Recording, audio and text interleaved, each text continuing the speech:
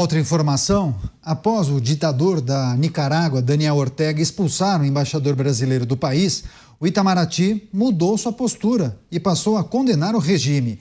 O governo Lula aderiu à declaração conjunta de vários países da América Latina, feita no Conselho de Direitos Humanos da ONU, sobre o aumento da repressão na Nicarágua e acusou Ortega de implementar uma campanha sistemática de perseguição. Desde o início da gestão, o Planalto e o Itamaraty evitavam aderir às declarações do grupo contra a ditadura para preservar o diálogo, em uma posição parecida, similar à adotada com a Venezuela. Dávila, vou começar contigo.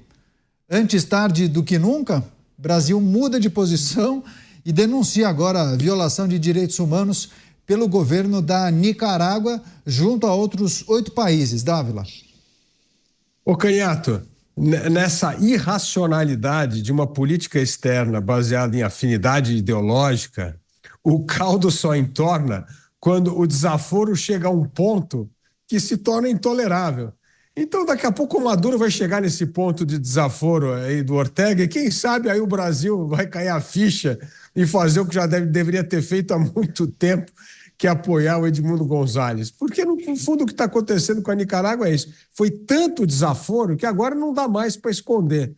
E é isso aí. O Maduro também já recusou acordo com... Não quer escutar o Brasil, o México, ninguém e tal. Já está fazendo um monte de desaforo. Quem sabe, numa segunda onda de desaforo, a mudança da diplomacia brasileira muda de postura. Mas veja só, não muda por causa do interesse nacional, muda por causa que ninguém aguenta o desaforo político da própria esquerda com seus fiéis aliados da esquerda. É lamentável a que ponto chegou a diplomacia brasileira a se curvar tanto a aliados esquerdistas, ditadores, antidemocráticos e que só levam o seu povo à miséria.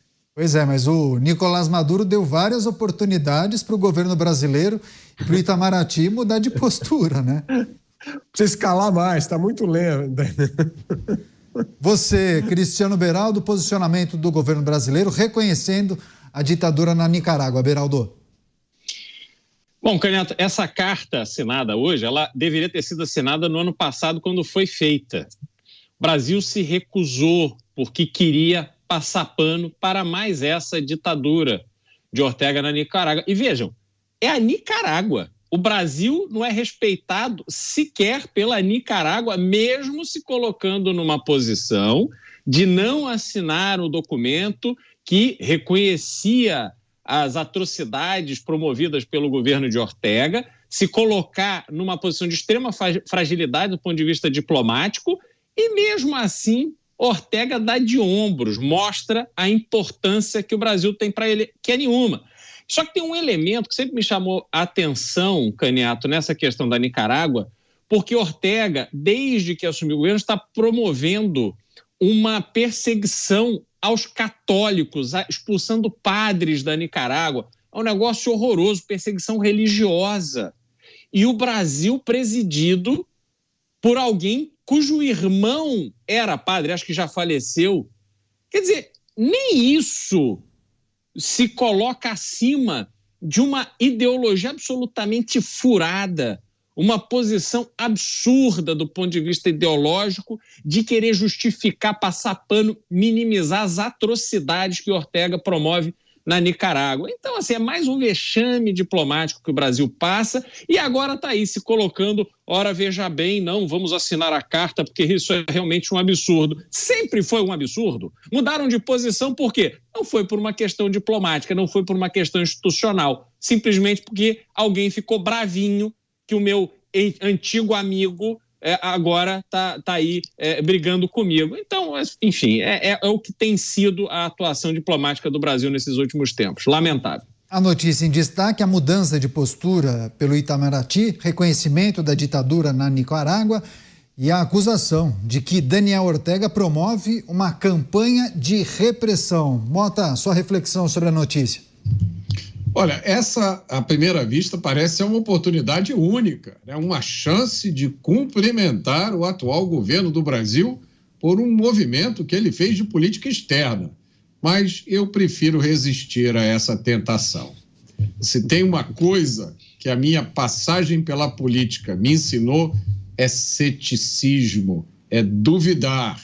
Eu aprendi que atrás das aparências se escondem, muitas vezes, razões que a gente nem imagina. Por trás desse gesto do governo brasileiro, né, de colocar a sua assinatura num documento de condenação da Nicarágua, por trás desse gesto pode haver uma pressão vinda, sabe-se lá de onde, cobrando rompimento de relações, não só com Ortega, mas, quem sabe, também com Maduro. Esse gesto contra o Ortega pode ser uma sinalização de virtude. É o governo brasileiro mostrando para alguém, olha só, eu estou fazendo mais ou menos aquilo que você pediu, tá?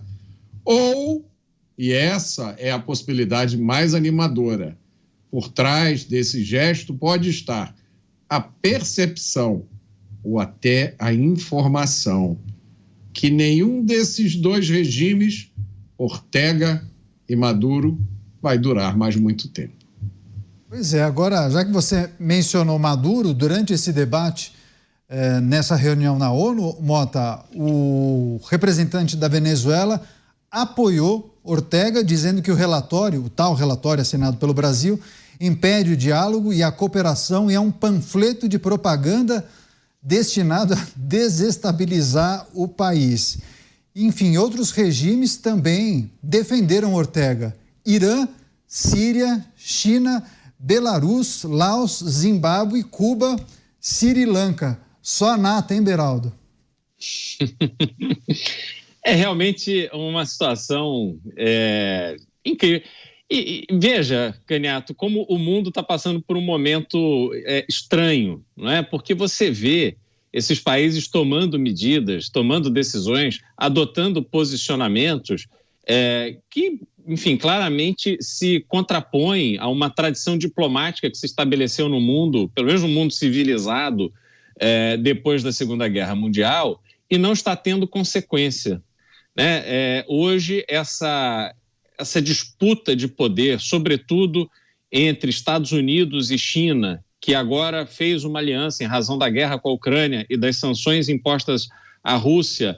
A China faz uma aliança com a Rússia, traz a Índia também para suportar essa aliança. O fluxo comercial de Rússia com países como China e como o Brasil também. É importante a gente lembrar como o Brasil é dependente da Rússia, tanto em fertilizantes como em óleo diesel hoje. E esse jogo geopolítico ele está sendo jogado com uma tentativa grande de conter novas frentes de batalha. Porque vários países estão adotando posicionamentos absolutamente inaceitáveis hoje em dia. Mas as grandes potências estão muito ocupadas e enfraquecidas lidando com seus próprios problemas. E é isso que a gente está vendo. Ortega faz o que quer, Maduro faz o que quer e tantos outros ditadores, sanguinários, bandidos, criminosos fazendo o que quer. Estão se dando bem por enquanto. A população desses países está se dando muito mal.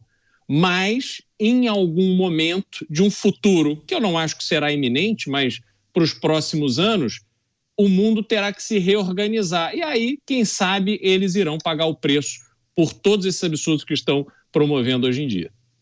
Quer fechar você, Dávila, sobre essa pressão, quando a gente olha para esses países, enfim, não podemos chamar de democracias, mas aqueles que vendem como uma democracia, mas na verdade são regimes autoritários. Por favor.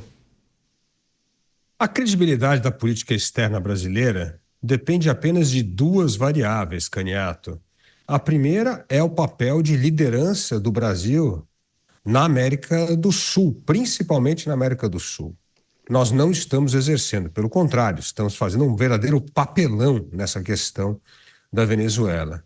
E o outro papel relevante que o Brasil tem na política externa é a política ambiental. Outra área que estamos passando vergonha, porque até agora não existe política ambiental neste governo. Pelo contrário, estamos mostrando o Brasil pegando fogo na Amazônia, Cerrado e pelo Brasil afora. Então, nos dois pontos que nós podemos nos destacar na política externa, o Brasil emite sinais de fracasso, de ausência de liderança, ausência de propostas e, portanto, é uma voz no mundo cada vez mais irrelevante. Infelizmente, este é o resultado de um país que abandonou a política externa de Estado para transformar a política externa numa ferramenta de propagação ideológica, militante e de afinidades com ditadores. Mota, você fez alguma sinalização? Quer arrematar algum complemento, por favor? É uma tentação muito grande que a gente tem, né, de ler o significado oculto por trás dessa decisão. E dessa vez eu vou ceder à tentação. Eu acho que deve ter realmente alguma razão muito forte que não foi justificada, porque Ortega, como é que pode isso, né? E a gente vê também algumas coisas que são ditas em relação à Venezuela. Não sei, vamos ver. Eu acho que nós estamos em setembro, né? O que será que vai acontecer em outubro que pode estar influenciando essa súbita mudança de disposição? Não sei. Vamos prestar atenção nos próximos capítulos dessa história. Ela pode ser muito interessante. Seguiremos atentos.